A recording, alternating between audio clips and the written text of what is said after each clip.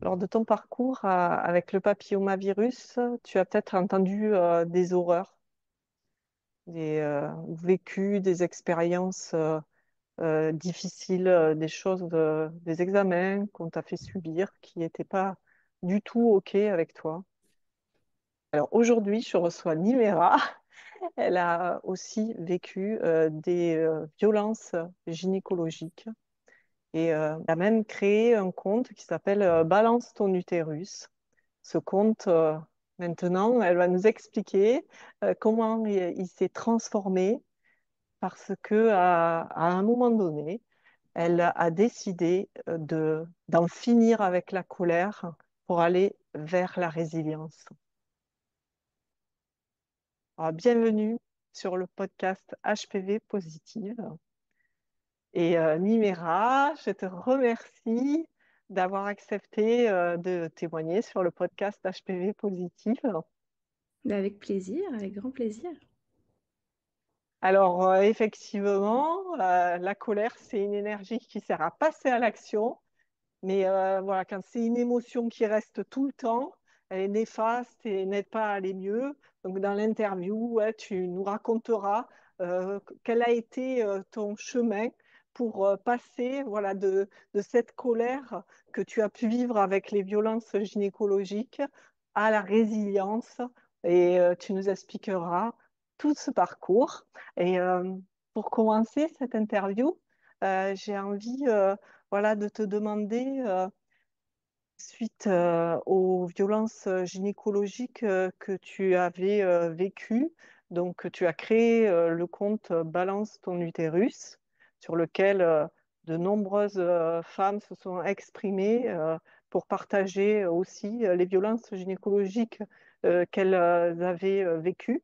Alors c'est vrai que c'est un terme vogue, VOG, que je voyais passer, mais sans vraiment l'associer à ce que ça voulait dire. Donc, est-ce que tu pourrais nous expliquer ce que sont les violences gynécologiques? Oui, bien sûr. Alors, VOG, en fait, c'est violences obstétricales et gynécologiques et en fait, ce sont toutes les violences, qui peuvent être commises par, le corps médical, lors, donc tout ce qui est obstétrique, donc lors d'une grossesse, d'un accouchement, et tout ce qui est gynéco, donc finalement toutes les consultations, on va dire, de routine, en fait, dans la vie d'une femme, de ses, 14 ans à X années, en fait, peu importe. Mais c'est vrai que souvent, quand on entend violence obstétrique et gynécologique, on pense souvent aux violences, qui ont lieu pendant une grossesse ou un accouchement, alors qu'il y en a tout autant, dans des consultations, on va dire, plus ou moins classiques, voilà. Donc ça va être des violences verbales, ça va être des violences physiques, c'est tout un tas de violences qui ne sont absolument pas normales, mais qui sont malheureusement assez normalisées, et on ne s'en rend pas forcément compte, en fait, quand on le vit. C'est plus après coup, on se dit: «Bah, mince, j'ai pas été vraiment respectée dans ce que je voulais, la personne m'a pas forcément bien parlé alors que, bah, j'ai rien fait pour, qu'on me parle comme ça». Voilà, ça va être tout un tas de choses qui finalement vont nous rendre mal et on va pas forcément comprendre trop pourquoi et du coup, on va pas forcément, non plus, bah, dire à la personne du corps médical, que ce soit le gynéco, l'infirmier, peu importe, hem, que ça nous plaît pas. On va pas forcément le dire parce qu'il y a vraiment cette espèce de soumission, en fait, à l'autorité qui est toujours omniprésente. On a l'impression que, bah, médecin, c'est celui qui sait. Par Mm. rapport à nous qui ne connaissons rien, à la médecine, bah, on se dit que c'est cette personne, elle sait mieux que nous, donc du coup, on va pas forcément respecter nos propres besoins non plus. Mais ce que j'ai vraiment envie de faire passer comme message, c'est qu'on est vraiment maître de notre corps et quand on sent qu'il y a quelque chose qui va pas, bah, c'est qu'il y a quelque chose qui va pas. C'est pas, une autre personne, qu'elle soit médecin ou non, qui va nous dire: «Bah, non, tout va bien». On connaît notre corps et même si, comme ça peut sembler être anodin ou bah, on sait. Donc il faut vraiment, se faire confiance à notre corps et puis, bah, voir plusieurs, spécialistes, il le faut. On peut pas se contenter d'un seul avis et voilà. Mm, Donc mm. ça englobe tout ça. D'accord. J'ai envie de te poser quelques questions. Par exemple, moi, à un moment donné, on m'a fait une biopsie Et le chirurgien m'a dit, non, mais je vous fais une biopsie. Bon, je suis pas arrivée à voir la zone de jonction. Je vous fais la biopsie, mais même si c'est négatif, s'il n'y a rien, faudra pas en tenir compte, hein, ça sera quand même pas bon. Est-ce que poser un acte comme ça, faire une biopsie, c'est quand même pas neutre, Mmh. en disant, ah ben non, mais j'arrive pas à voir la bonne zone, mais je fais quand même, hop, au hasard, une biopsie. Est-ce que c'est une violence gynécologique ou pas? Bah, en fait, sou quand à chaque fois qu'on me pose cette question, j'ai envie de dire, à partir du moment où toi tu l'as mal vécu, c'est que c'en est Mm, une. Enfin, je peux mm, pas, juger à ta place parce que, bah, je l'ai pas vécu, mais si toi tu t'es senti mal à ce moment-là et que pour toi c'était pas normal, bah, c'est que c'en est une. C'est encore une fois, c'est toi qui es maître de ton corps, de et si tu l'as vécu comme tel, ben, c'est que oui, c'en est une. À aucun ok. moment normalement tu dois te sentir mal avec, avec du personnel, soignant en fait. Enfin, la base de ce métier, c'est justement d'accompagner les gens, de les soigner, de les aider à aller mieux et en aucun cas à ce qu'ils se sentent, encore plus mal que justement, en plus, quand tu fais une biopsie, c'est que, bah, Mm, c'est pas très bon signe. Donc, la personne, elle était sûrement stressée et angoissée. Donc, l'idée, c'est vraiment, bah, de t'accompagner, de t'aider, de te rassurer aussi. Donc, si toi, tu l'as mal vécu, non, c'est que d'accord. c'est une violence. D'accord. Donc, en fait, le repère, c'est la façon dont c'est vécu. Voilà. Et parce C'est que ça. tu vois, aussi hier soir, je discutais avec une femme qui vient de vivre une colonisation et elle a trouvé la prise en charge hyper froide, hyper voilà, et pas Mmh. complète.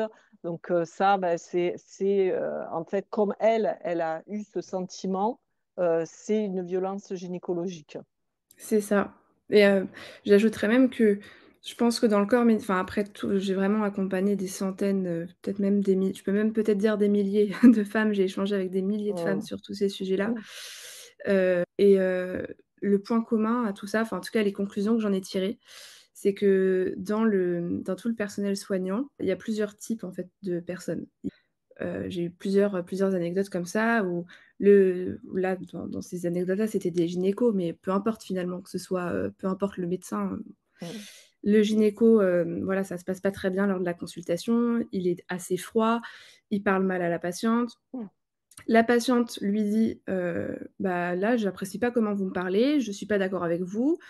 Enfin voilà, elle se «défend» entre guillemets et le gynéco s'excuse et dit: «Effectivement, je suis désolé, j'ai passé une mauvaise journée» et voilà.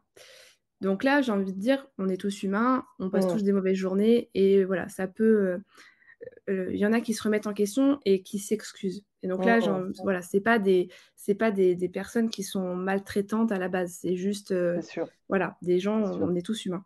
Mm, Par contre, tu as une autre catégorie de personnes, de personnels soignants, où c'est un autre stade, donc ça peut être des viols gynécologiques, mm, ça peut être où vraiment ce sont des par exemple, moi, à titre perso, lorsque j'étais en train d'accoucher, la sage-femme m'a dit que, si mon bébé, le cœur ralentissait, la sage-femme m'a dit que si,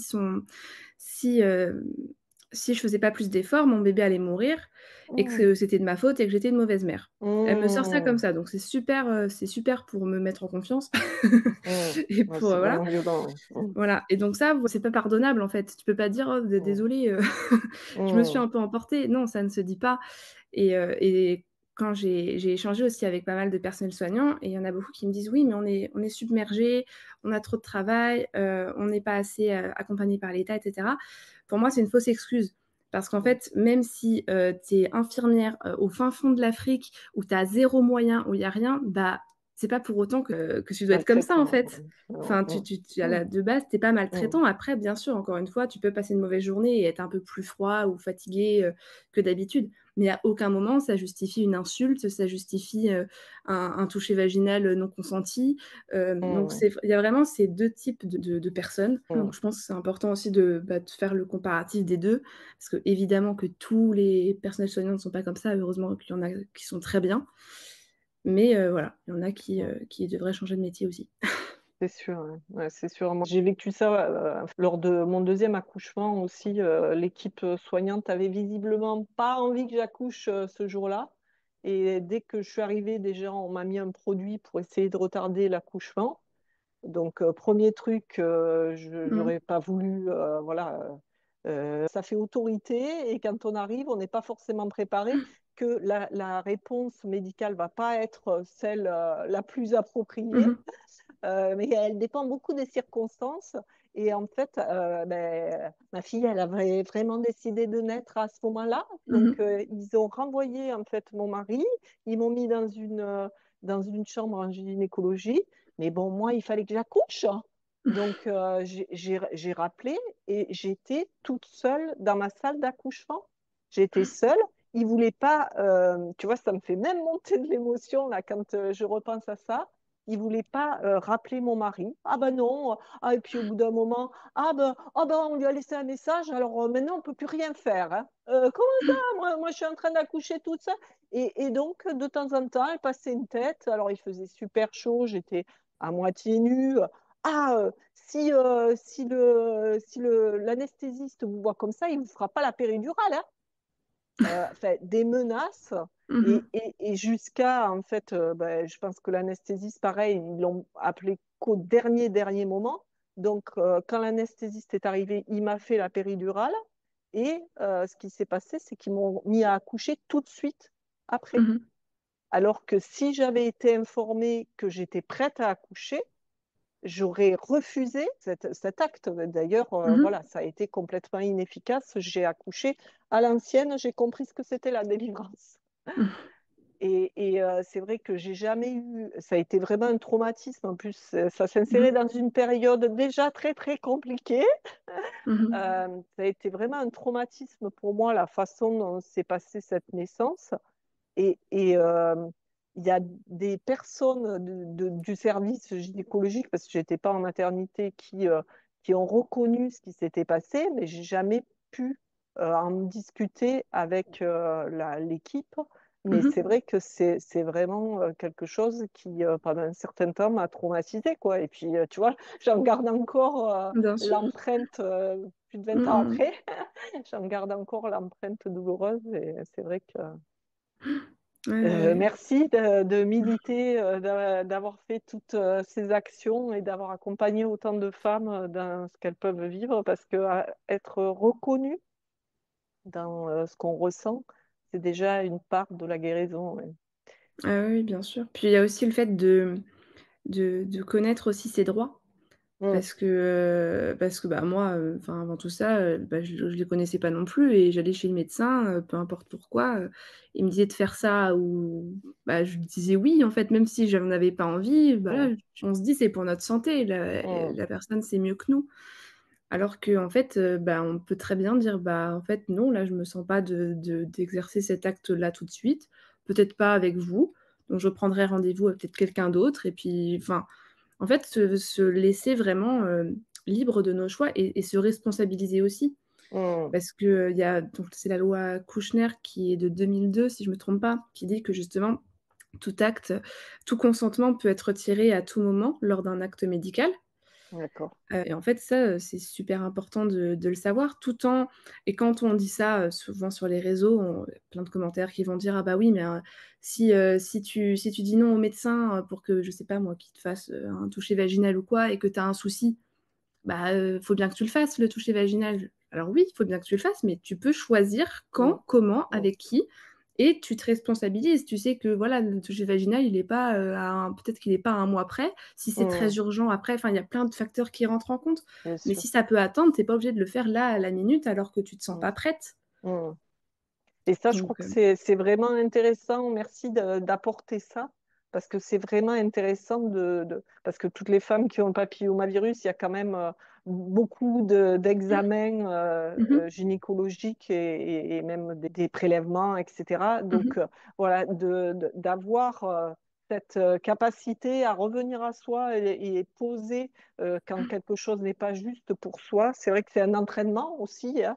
C'est de reconnaître ça, mais c'est vrai que c'est important déjà de le savoir, que Mmh. c'est C'est pas, ça, on n'est pas soumis au c'est ça. docteur parce qu'on est venu le consulter, parce que bien sûr on a un problème. C'est pas pour autant qu'on doit subir les examens qui nous conviennent pas. Mmh. Merci d'apporter ça. Et justement, toi, ça t'a fait vivre quoi, là? Quelles émotions étaient présentes quand tu as vécu ces violences gynécologiques? Sur le moment, je me rendais pas vraiment compte parce que j'étais dans un état, second, je Hmm, pense.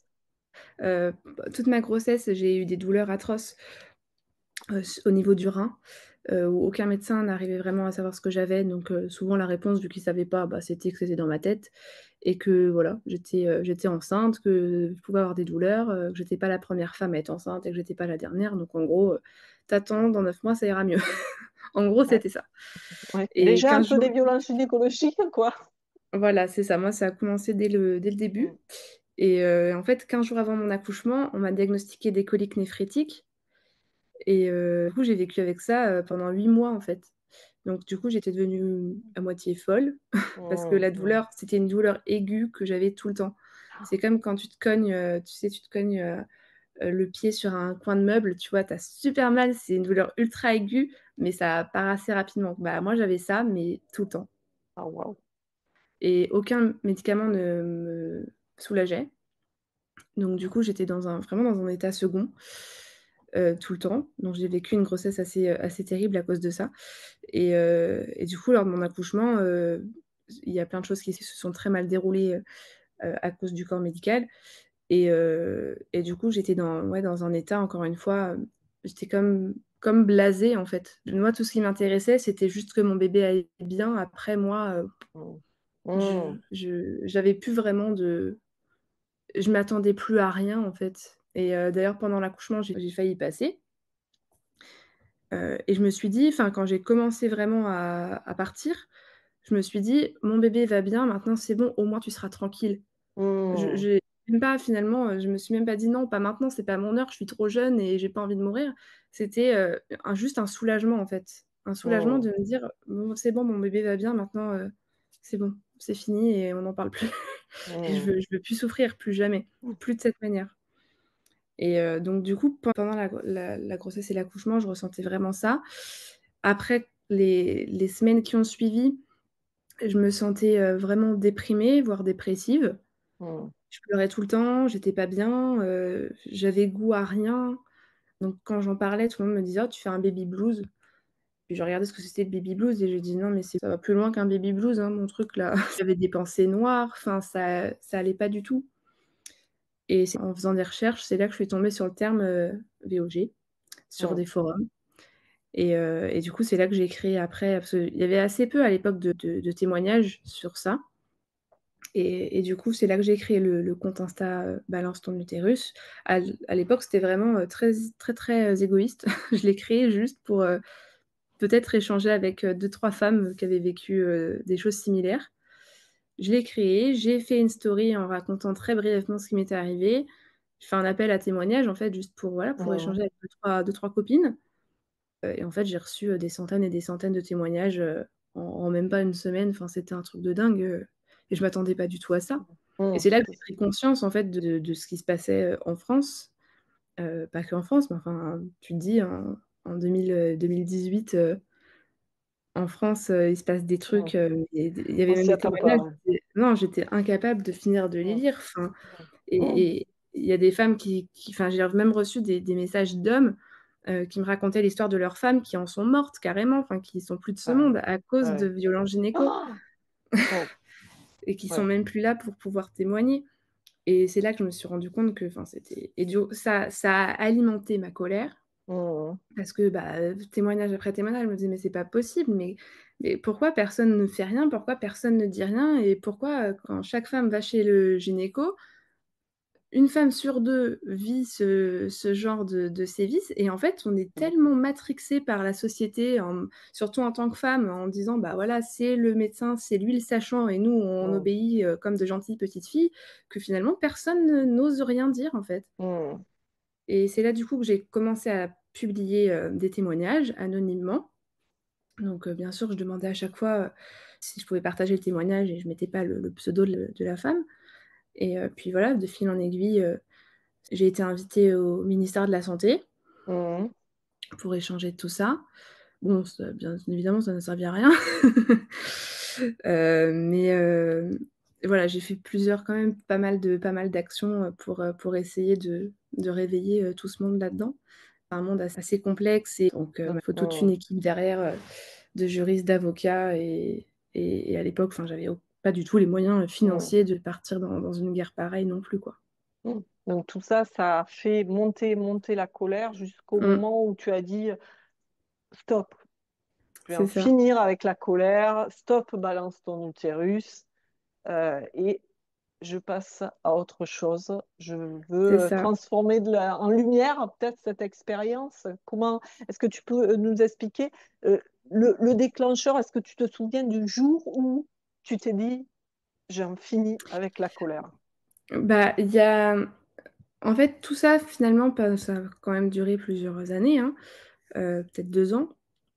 Ça m'a quand même beaucoup aidée malgré tout, hein, quasiment pas fait de thérapie, en tout cas avec un psy. J'en ai fait avec, d'autres enfin des thérapies alternatives, mais ma plus grosse thérapie finalement, ça a été ça, enfin de pouvoir échanger avec Mmh. toutes ces femmes, de pouvoir, enfin parce que je me contentais pas juste, de faire un screenshot du témoignage et de le Mmh. balancer. Enfin, j'échangeais avec toutes ces femmes et je Mmh. passais beaucoup, beaucoup de temps à parler avec elles. Donc ça m'a vraiment aidée jusqu'au jour où effectivement, bah, ça me faisait plus de mal que de bien. Enfin, l'équilibre n'était plus bon, en fait. Mmh. Et puis aussi, ben, moi, je suis auto-entrepreneur, je suis à mon compte et ça me prenait trop de temps, en fait. Il y a un moment donné, enfin, même financièrement parlant, parce que toutes les femmes que j'accompagnais à l'époque, enfin, c'était des échanges, enfin, je j'ai jamais rien gagné, j'ai jamais Mmh. gagné un centime, je faisais pas de collaboration, je faisais pas de partenariat, enfin, Ouais, tu je offrais ton temps.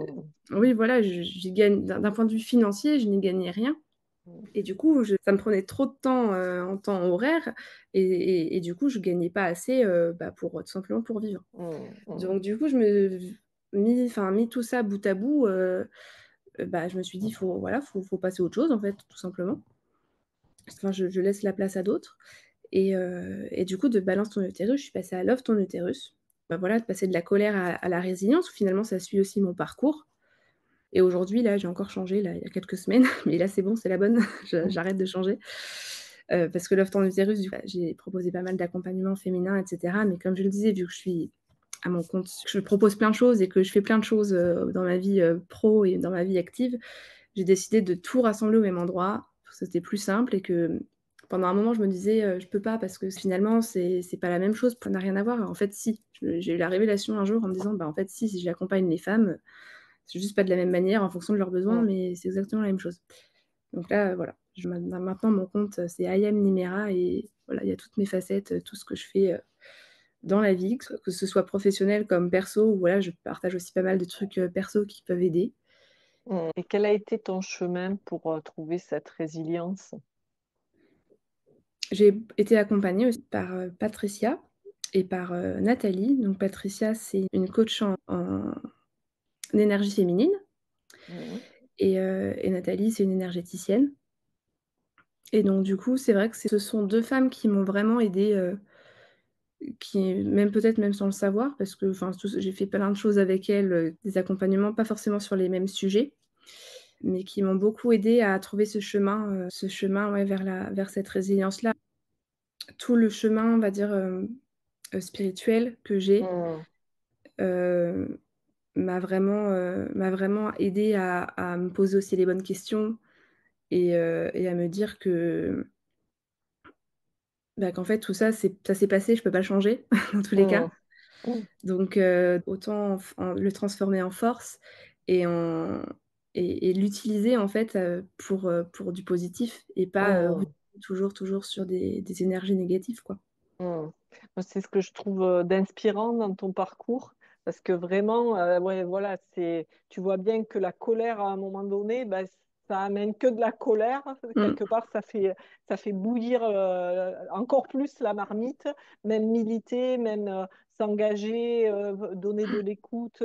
En fait, ça t'a pas réparé, ça t'a permis de cheminer peut-être jusqu'au point culminant qui a fait que tu as basculé vers, quelque chose qui t'a ramené plus vers l'intérieur, de revenir à toi et de prendre soin de toi après avoir beaucoup écouté les autres, de revenir à toi, de soigner tout ce qui a été blessé pour voilà, offrir, continuer à offrir l'accompagnement des femmes, mais d'une façon plus globale et surtout plus écologique pour toi, c'est ce que C'est j'entends. ça. Ouais, exactement, Ok. exactement. Ok, merci. Ça me touche particulièrement parce que c'est vraiment la vision que j'ai dans les expériences qui sont difficiles, douloureuses. Il y a bien sûr une période où on va déprimer, on va être en colère, on va se révolter, on va essayer de se débarrasser de ce qu'on a, comme les femmes qui ont le papillomavirus. On va essayer de se débarrasser du papillomavirus et puis jusqu'au point de douleur tel que on revient à l'intérieur et puis on peut écouter ce qui souffre en nous et voir quelle lumière, qu'est-ce que cette expérience douloureuse nous apporte comme enseignement sur nous et quel chemin elle trace Exactement. vers soi, quoi, vers l'amour de soi. Mmh. Mmh mh. Et Exactement. est-ce que tu aurais justement un message pour toutes les femmes qui ont envie de faire ce chemin, de trouver la lumière là, depuis l'ombre dans laquelle elles sont actuellement? Bah, si je pense, c'est de se faire confiance, mais pour de vrai. Comme je disais au début, c'est, vraiment être à l'écoute de soi, à l'écoute de son corps, et enfin, je pense que c'est un peu bateau, hein, comme Eh comme, oui, heu, c'est comme c'est vrai. réflexion, mais je pense que quand vraiment on agit de cette manière pour de vrai et on incarne vraiment ça, Mm, ça change vraiment tout. mm, Être à l'écoute de ses intuitions, de son corps. Enfin, moi, je sais que j'ai de l'endométriose, donc ça c'est assez, assez douloureux aussi au quotidien. Il y a des jours où j'ai envie de tout bazarder et je me dis: «Mais putain, mais pourquoi j'ai cette merde mm, qui va me pourrir ma journée?» parce que je sais que quand c'est parti, j'en ai pour la journée et je peux rien faire. Et heu et du coup, je me dis: «Bon, bah, peut-être que si aujourd'hui tu as une crise, c'est pas pour rien, en fait. C'est que, voilà, je vais être à l'écoute plus à l'écoute de moi, de mes ressentis. Bah, je vais peut-être pas faire tout ce que j'avais prévu dans la journée, hem, mais c'est justement pour, heu, pour être, enfin, c'est vraiment écouter son yin, écouter son énergie féminine. Parce que c'est vrai qu'en tant que femme, on est souvent plus dans le yang, dans l'énergie masculine, on est toujours dans le faire: «Faut que je fasse ci, faut que mm, je fasse ça, faut que j'aille là, faut que j'aille faire 3 courses, faut que», et au final, on s'écoute jamais vraiment. mm, On va avoir mal au ventre parce qu'on a nos règles, parce qu'on a ci, mais finalement, on dit: «Bon», on met la douleur de côté et puis on se dit: «Bah, c'est pas grave, de toute façon, il faut que je fasse ça, donc bah, mm, j'ai mal, tant pis, mais il faut que je le fasse». Bah, non, mm, justement, alors bien sûr dans la mesure du possible, mais tu te poses, tu prends ton thé, et heu et juste tu es.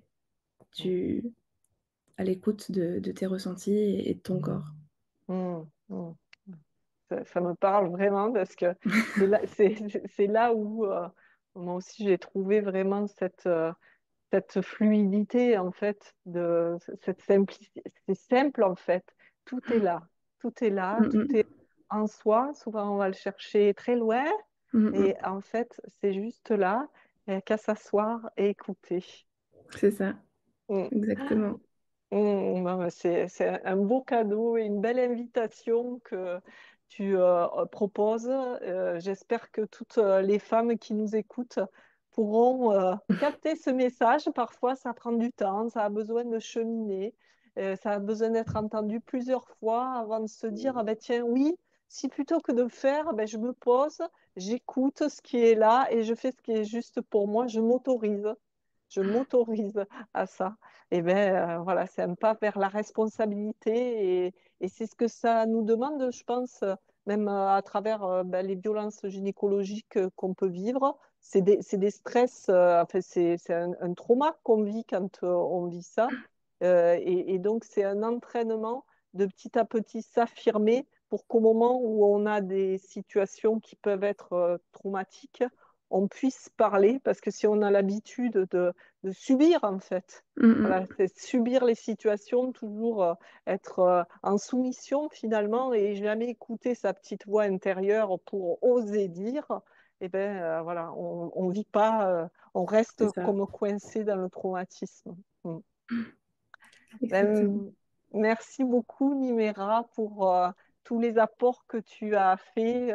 Je suis sûre que ça va être très précieux pour toutes les femmes qui ont le papillomavirus avec tous les examens gynécologiques qu'elles vivent. Et merci aussi pour ce partage, cette voie vers la résilience, ton parcours inspirant. Ben, Je te merci à toi pour dis l'invitation. oui, merci beaucoup. Et je te dis à très bientôt. À très vite. Bonne journée. Au revoir. Au revoir. Alors voilà, le partage de Nimera était très inspirant et j'espère aussi qu'il t'a donné des informations sur les violences gynécologiques parce que peut-être tu en as vécu. Donc tu peux nous mettre en commentaire comment ça a résonné pour toi le témoignage de Nimera et puis aussi sentir quelle est l'émotion qui est la plus présente chez toi, celle qui pourrait déborder et qui pourrait te conduire à un moment donné et dire stop, j'arrête de subir cette émotion. Peut-être tu en as marre d'être angoissé tout le temps et tu es prête à cheminer vers la résilience. Alors, je te propose de consulter mon site internet annehero.fr. Donc, tu trouveras tous les liens en commentaire de cet épisode. Je te dis à bientôt. Prends bien soin de toi. Et puis, pense à ce que tu as dit, Numéra. C'est le moment de sentir ce qui est juste pour toi. À bientôt.